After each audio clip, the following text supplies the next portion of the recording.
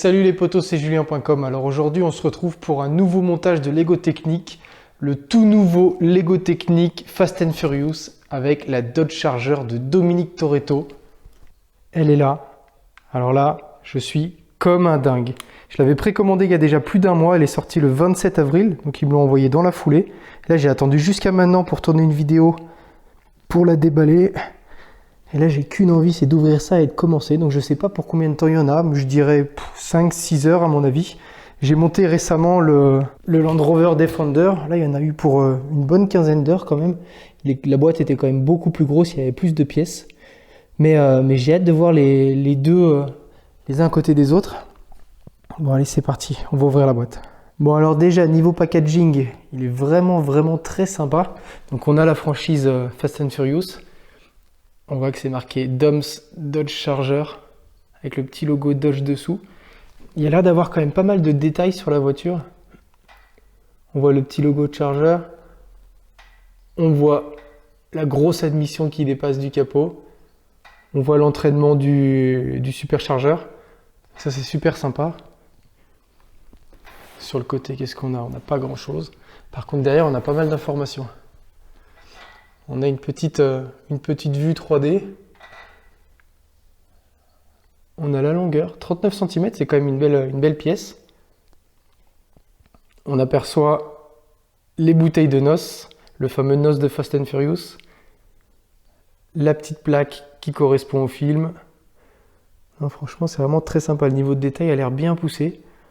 La petite particularité tuning qui va avec Fast and Furious, c'est qu'on peut lui faire des wheelings. Ici, on voit l'entraînement du supercharger. C'est vraiment sympa. Le niveau de détail est plutôt cool. Et puis après, voilà, c'est une boîte relativement épurée. Il n'y a pas trop d'informations autres que la face avant et l'arrière. Donc voilà, là c'est parti, on peut vraiment ouvrir la boîte. Alors, qu'est-ce qu'on a là-dedans? On a 4 petits morceaux de scotch ici.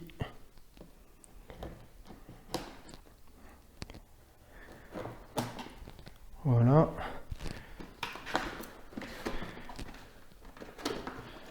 Et là, ça a l'air de s'ouvrir. Ah, d'accord. Ok.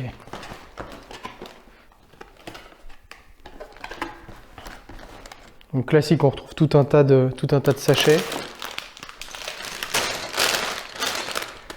Là, on voit qu'on a pas mal d'éléments, notamment les jantes. Elles sont sympas, elles sont vachement grosses. Qu'est-ce qu'on a d'autre? On va sortir tous les sachets.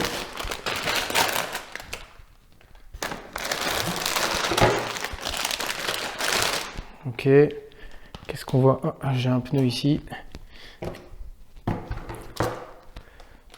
Ça, je crois que c'est l'armature du toit, je suis pas sûr.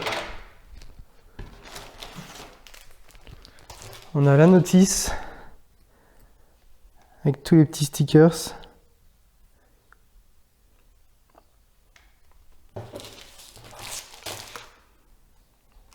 Ok. Des tas de pneus. Est-ce qu'il y en a un quatrième là-dedans? Ouais, il y en a là au fond. Tac. Encore des sachets. Encore des sachets. Alors, finalement, on s'aperçoit qu'il n'y a quand même pas beaucoup de pièces. Donc, ça devrait se monter plutôt rapidement. Ouais, il y en a quand même pour quelques heures. On regarde ce qu'il y a dans le manuel, dans la notice de montage. Allez, c'est parti. Alors, dans ce manuel, cette notice de montage, on a, comme je l'ai montré, la petite planche de stickers. Il n'y en a pas beaucoup. C'est pas plus mal parce que c'est relativement chiant à monter. Et le manuel. C'est très simple, il suffit juste de suivre pas à pas. On commence par les différentiels, toutes ces choses-là. Ah, donc ça c'est le support, c'est la base de châssis. Ok. Ah, il y a un bon niveau de détail quand même. On voit le moteur. On voit une sorte de boîte de vitesse. Différentiel. Tout le train arrière, train avant. Il y a combien de pages en tout? 159.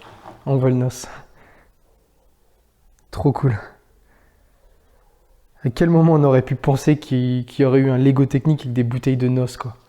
Je me rappelle à l'époque quand je regardais Fast and Furious, c'était un film de tuning, quoi. C'était un film de tuner. Et là, on se retrouve avec un Lego Fast and Furious. Cette franchise a vraiment fait un bond absolument incroyable. C'est vraiment la franchise de Star. C'est parti de rien du tout, quoi.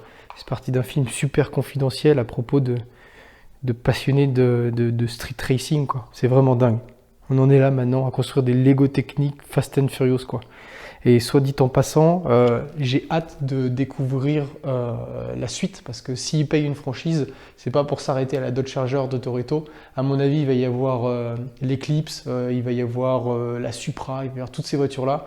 Donc là, j'ai vraiment hâte. Particulièrement l'Eclipse verte de la montée, celle-là, ça va être une dinguerie. Ça va vraiment être cool.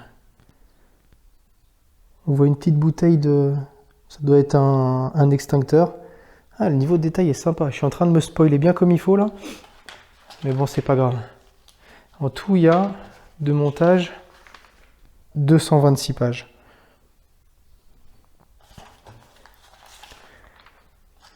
Hop, ça je vais pas trop regarder ce qu'elle est capable de faire maintenant. On regardera ça ensemble tout à l'heure. Tiens, c'est marrant ça.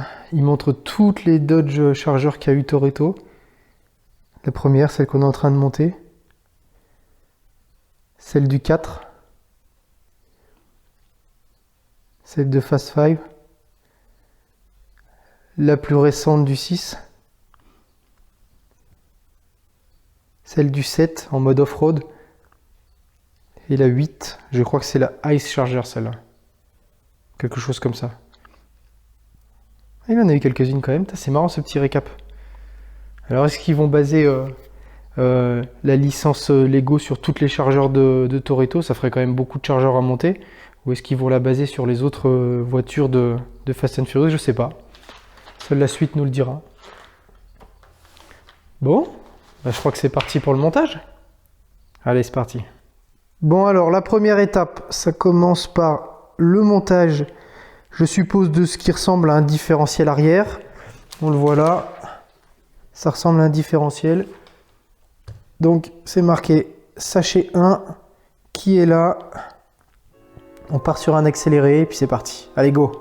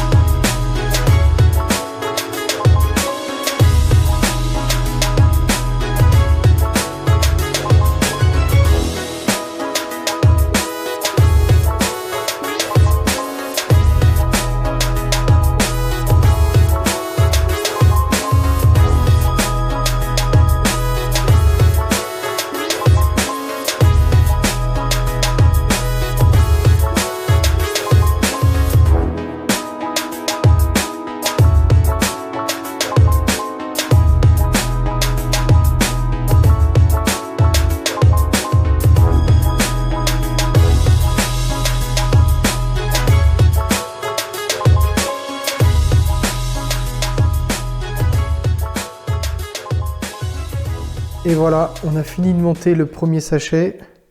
Donc on voit qu'on a monté toute la base du châssis, une partie du train arrière. J'ose espérer que c'est le train arrière, mais normalement oui. On voit qu'on a monté un petit peu de suspension.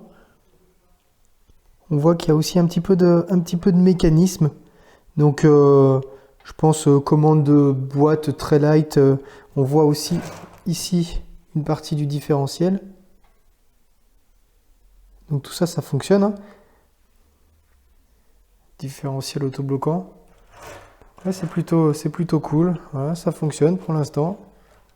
Voilà. Pas de difficulté particulière. Faut faire attention parce que il y a plein de petites pièces comme d'habitude, mais bon, ça se fait bien. C'est le but d'un Lego technique. Là, on voit la barre de wheeling.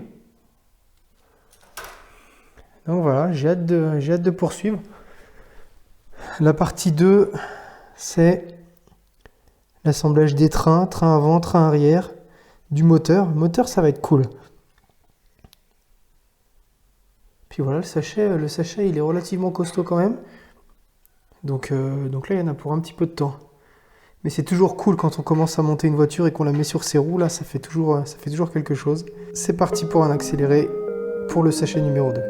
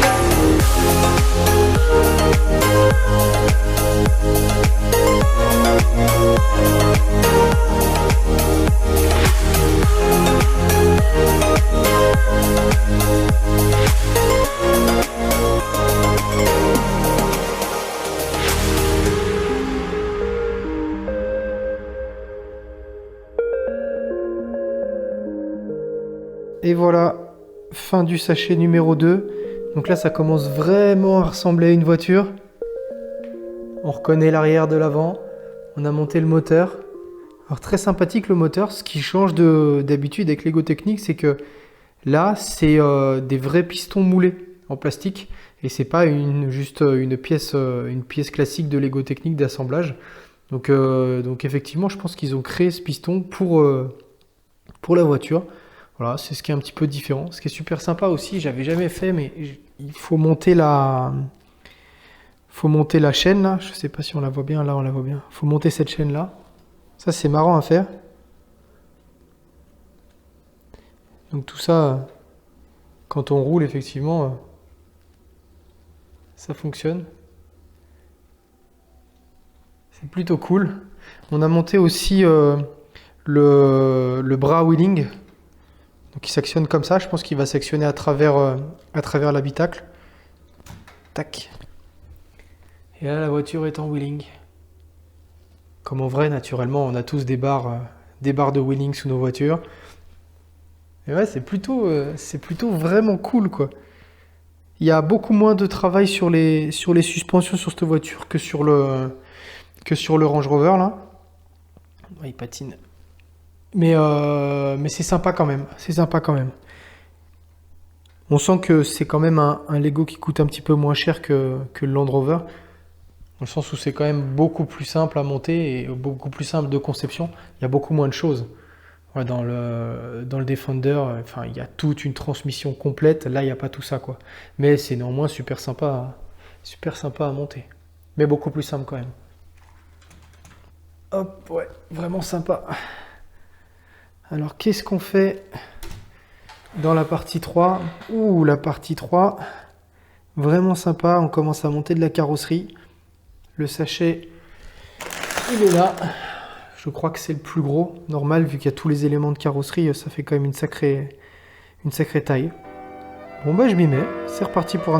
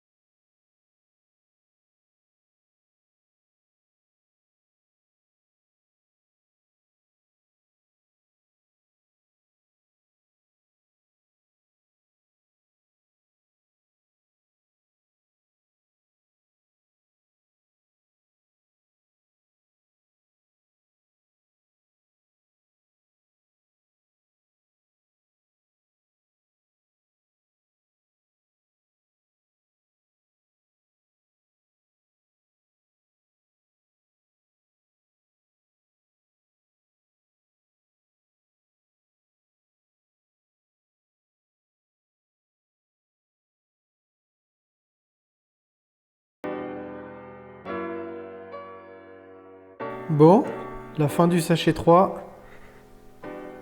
Ça avance.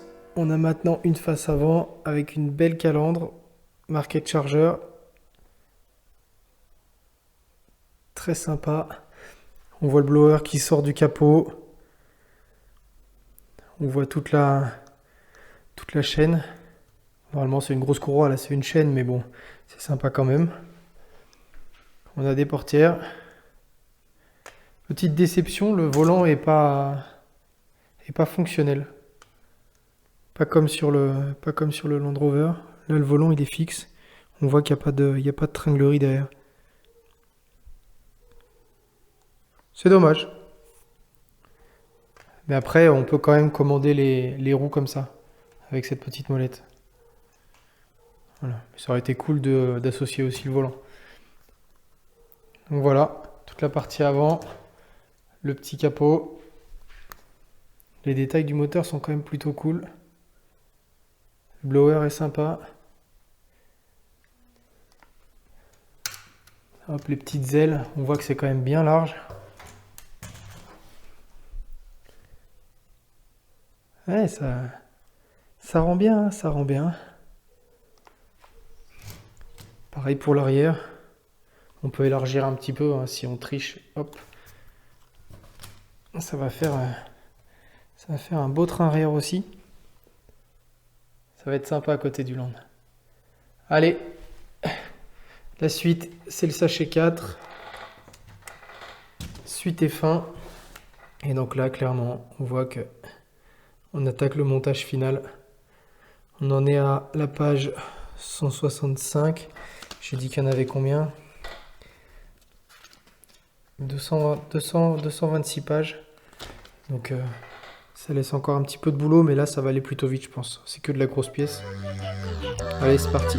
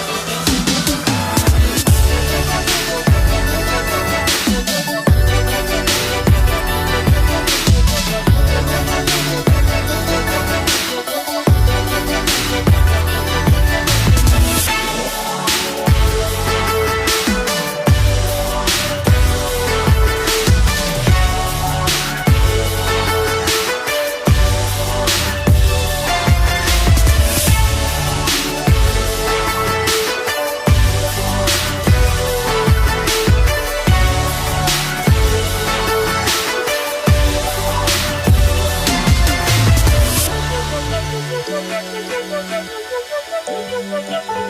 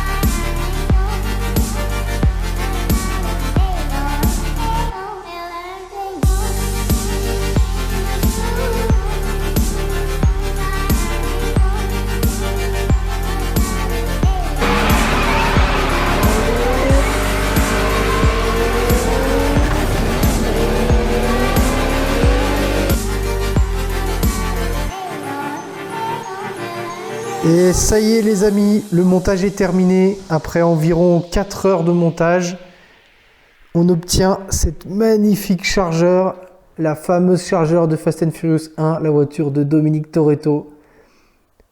Donc, clairement, vraiment très sympathique à monter.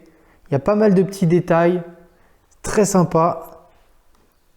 On voit le moteur avec le blower, tout ça, ça tourne. Super sympa. L'intérieur aussi. Bon, l'avantage c'est que d'origine, en tout cas dans le film, il n'y a déjà rien.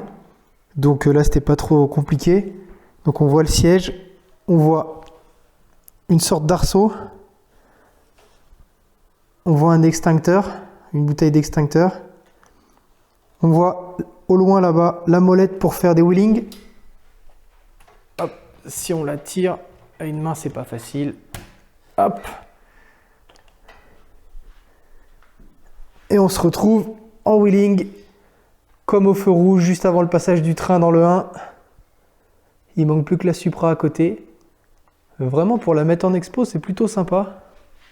Voilà, ça fonctionne tout simplement. Hop. Qu'est-ce qu'on a? On a aussi ici une petite commande pour tourner les roues. Voilà. Le volant, lui, ne contrôle pas les roues, la direction. C'est un volant factice, c'est un peu dommage, mais bon. Ensuite, derrière, on a le petit coffre avec le NOS. Donc, ils n'ont pas la licence NOS, donc ils ont appelé ça N2O System. Bon, après, des petits stickers NOS, c'est facile à faire, si on veut pousser le détail. Hop. Par contre, la plaque, c'est la bonne. Et franchement, elle a vraiment un look de muscle car, quoi. Elle est vraiment énervée. Faites aussi de voir les roues qui rentrent pas mal dans les arches à l'arrière.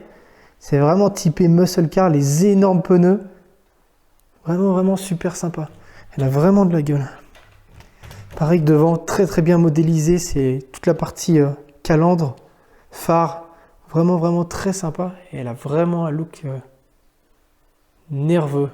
C'est vraiment une réussite. Et c'est une belle pièce parce que comparé au Defender qui est quand même massif, on est dans les mêmes tailles. Elle est même, hop, si on les met bord à bord, elle est même un peu plus longue. Donc ouais, c'est un bel objet. Très satisfaisant à monter, comme d'habitude. Voilà, j'ai mis à peu près, je sais pas si je l'ai dit, mais j'ai mis à peu près 4 ou 5 heures pour la monter. Bon, j'espère que ça vous aura plu de voir un petit peu toutes ces étapes montage. Et puis rendez-vous pour la prochaine vidéo Lego. J'espère que ça sera la Mitsubishi Eclipse. On espère, mais bon, à mon avis, c'est pas avant plusieurs mois. Allez les gars, je vous dis à la prochaine. Ciao.